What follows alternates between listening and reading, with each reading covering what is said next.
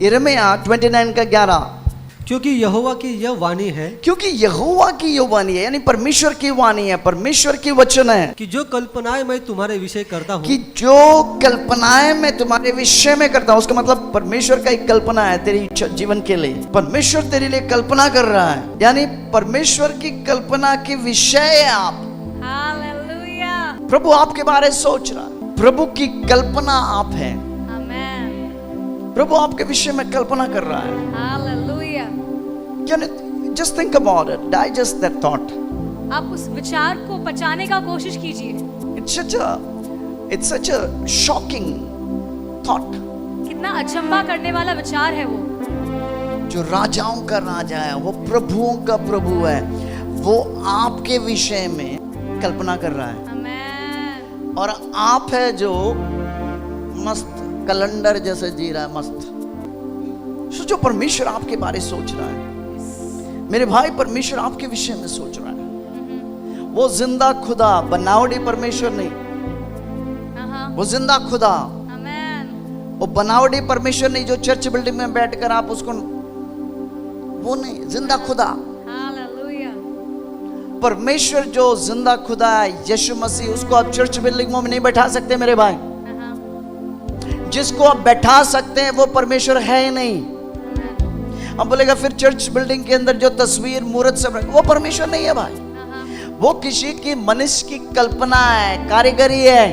इसलिए कोई कोई व्यक्ति जाता है, आप देखेगा उसके हाथ तोड़ दिया, यीशु के हाथ तोड़ दिया, बहुत बढ़िया काम किया। वो जिंदा खुदा जो राजाओं का राजा है, वो प्रभुओं का प्रभु है, वो आपके विषय में सोच रहा है। आमेन, हालेलुया, आप उसकी कल्पना में हैं। आमेन। अभी दो पल देखो, वो भाई और बहन उसके बच्चे लेकर आया, प्रभु मुझे बोल रहा है, प्रभु मुझे दिखा रहा था स्टेथोस्कोप। अब जब आपसे पूछा गया कि क्या बनाना चाहते हैं बेटी, वो बोल रहे डॉक्टर बनाना चाहते हैं। उसका मतलब परमेश्वर का सोच क्या है, वो बोलने से पहले परमेश्वर मेरे मन में डाला ये डॉक्टर बनेगा। उसका मतलब क्या है? उसका मतलब ये है कि परमेश्वर उस बेटी के विषय में सोच रहा है कि ये बड़ा होकर डॉक्टर बनेगा। कितने लोग सुन रहे मेरे बात? परमेश्वर आपके विषय में सोच रहा है मेरे बहन, मेरे भाई, मेरे बहन। परमेश्वर वो जिंदा खुदा जो है, जिसको कोई बना नहीं सकता, जिसको कोई बैठा नहीं सकता, जिसको कोई लेके चल नहीं सकता, वो आपको लेके चल रहा है। आपके माँ के कोख में उसने हाथ डालकर तुझे बनाया है।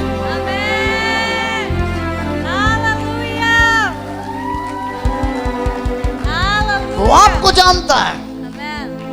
बोले मेरा पॉकेट खाली है, नहीं, वो आपको जानता है। मैं कुछ नहीं है, वो आपको जानता है। तू कुछ नहीं है, बहुत बढ़िया बात है। आमीन। क्योंकि जो कुछ नहीं है उसको कुछ होने के लिए वो कर रहा है आपके विषय में। आज भले ही तो कुछ नहीं है, लेकिन ऐसा आएगा कि प्रभु तेरे हाथों में लाखों करोड़ों दे सकता है। कोई बड़ी बात नहीं है प्रभु के लिए। It's not a big deal for God to give you 20 crores into your hand. It's not a big deal. परमेश्वर के लिए कोई बड़ी बात नहीं कि आपके हाथ में वो 20 करोड़ दे दे। It's not a big thing. कोई बड़ी बात नहीं है उसके लिए। आमीन। उसको पढ़ो। क्योंकि यहोवा की यह वाणी है, यहोवा की यह वाणी है कि जो कल्पना मैं तुम्हारे विषय करता हूँ, जो कल्पना मैं तुम्हारे विषय, उसका मतलब तू उसका विषय है। My goodness, ये काफी है मेरे लिए पूरी रात बैठाने के लिए। आप तू उसका विषय है मेरी बहन। कोई तुझे जानता नहीं, लेकिन तू उसका विषय है। आगे, कि जो कल्पना मैं तुम्हारे विषय करता हूँ उन्हें मैं जानता हूँ, उन्हें मैं जानता हूँ। वे तुम्हारी हानि की नहीं, तुम्हारी हानि की नहीं, वरन कुशल ही की है। तुम्हारे कुशल ही की है। और अंत में तुम्हारी आशा पूरी करूंगा। अंत में, that means God wants to take you to the expected end. इसका अर्थ ये है कि परमेश्वर आपको एक अपेक्षित अंत में लेके जाने वाला है। God wants to take you there. परमेश्वर आपको वहां पर लेके जाने वाला है। So there is a process. तो उसका एक प्रतिक्रिया है, उसका एक क्रिया है। There is a process where God wants to take you for what God has made you. He wants to take you to that place. तो उसका एक प्रक्रिया है जहाँ पर परमेश्वर आपको लेके जाने वाला है। Wait for the process. उस प्रक्रिया के लिए आप इंतजार कीजिए। कुछ लोग यहाँ पर आते हैं 2 संडे 3 संडे, पास्टर मैं 5 संडे हो गया आप यहाँ पे आके, उसका कहना क्या चाह रहा है, 6ठे संडे में नहीं आऊंगा, 5 संडे में मेरा काम होना चाहिए। तू मूर्ख है मेरी बहन, तो उससे कुछ पाने के लिए मत आओ, उसको जानने के लिए आओ, बाकी सब तेरे पीछे आ जाएगा।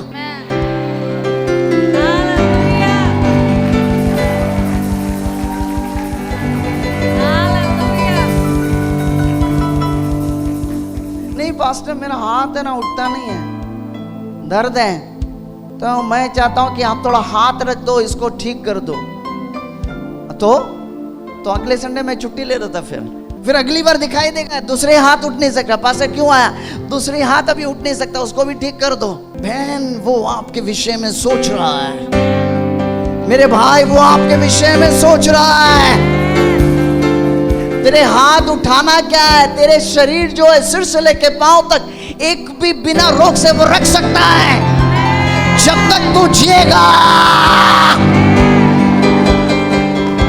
बिना रोक से।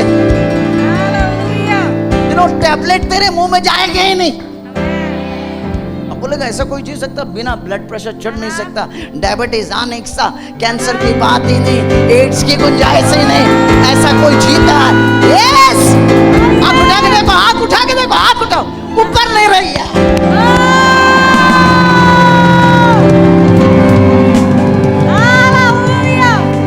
जिस डैडी ने मुझे बुलाया है, उसने मुझे ठहराया है, उसने मुझे खड़ा किया है। हालेलुया।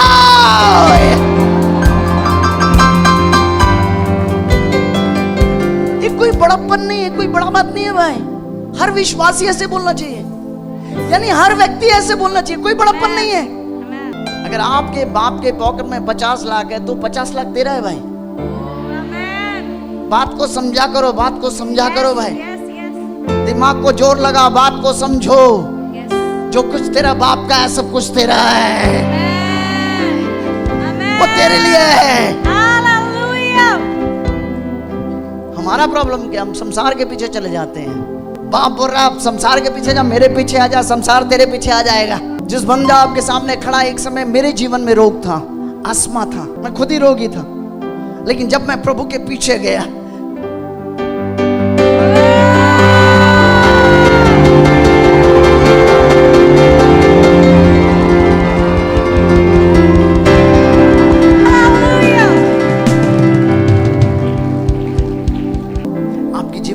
होना चाहिए मैं प्रभु को जानूं, प्रभु को जानो, दैट्स इट। प्रभु को जानो, प्रभु को जानो।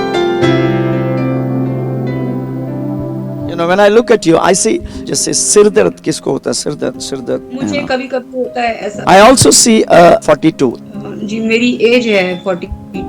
मैं फिर जनवरी देख रहा हूँ, जनवरी में मेरी सासू माँ का बर्थडे आता है और मेरी मैरिज का डेट भी है, मेरा 4 जनवरी को है शादी। पैर में दर्द या पैर का कुछ प्रॉब्लम जैसे अभी बड़े भैया के पैर में लगा हुआ है चोट। मैं अश्वनी कुछ ऐसा नाम देख रहा, अश्वनी मामा जी, मेरे सबसे छोटे मामा जी का नाम है अश्वनी। एम से मंजू मेरी सासू माँ का नाम है। हमें जिस परमेश्वर ने मुझे ये सारी चीज दिखा रहा है, वो परमेश्वर मुझे बोल रहा है अगली साल ए टाइम प्रभु आपके हाथ में लड़की दे रहा है।